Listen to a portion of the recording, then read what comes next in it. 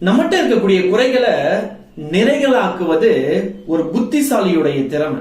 ஒரு சிறுவன் ஜூடோ பயில விரும்பினானா, ஒரு விபத்துல அவனுக்கு இடது கை இல்லாம போயிடுது. அப்பயும் அவன் மனம் தளராம கண்டிப்பா நான் ஜூடோ கத்தியே ஆகணும் அப்படின்னு சொல்லிட்டு ஒரு குரு கிட்ட போறான். அந்த குருவும் இவங்க என்ன ஒரு வாரமா அப்படியே வேண்டாமா உன்னால முடியாது அப்படின்னு சொல்றாரு. இருந்தாலும் அவன் திரும்ப திரும்ப வரதை பார்த்துட்டு குரு சொல்றாரு, சரி நான் உனக்கு கத்து கொடுக்கிறேன் நீ வா அப்படின்னு சொல்றாரு. இவன் தினமும் குரு கிட்ட போறான். தினமும் குரு ஒரே ஒரு குத்தை மட்டும் அவனுக்கு சொல்லி தந்துகிட்டே இருக்கிறார்.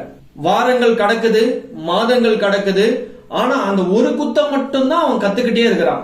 இவனுக்கே ஒரு சந்தேகம் வந்துருது, குருவே எனக்கு ஒரே குத்த மட்டும் சொல்லி தரீங்களே, ஜூடோல வேற எதுவுமே இல்லையா அப்படின்னு சொல்லி கேக்குறான்.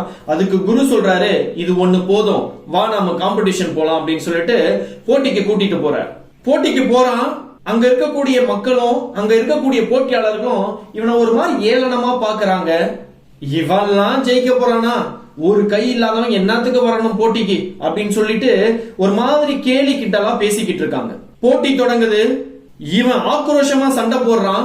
போட்டியில வெற்றியும் பெற்றுறான். இவனுக்கே இவன் மேல நம்பிக்கை இல்லாதப்போ அந்த குரு இவன் மேல நம்பிக்கை வச்சு அவனுக்கு குத்து சொல்லி தந்தாரு. இவன் போய் குரு கிட்ட கேக்குறான், குருவே எப்படி குருவே நான் ஜெயிச்சது என்னாலே நம்ப முடியல அப்படின்னு சொல்லி சொல்றான். அதுக்கு குரு சொல்றாரு, இந்த ஒரு குத்து தான் ஜூடோவிலேயே இருக்கக்கூடிய கடினமான ஒரு குத்து.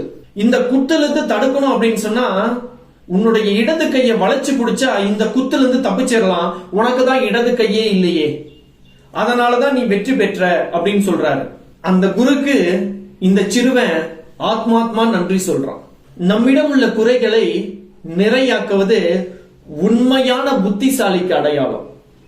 நாம புத்திசாலியா இருப்போம், நம்மள்கிட்ட இருக்கக்கூடிய குறைகளை எப்படி நிறையாக்குவது அப்படின்னு யோசிப்போம்.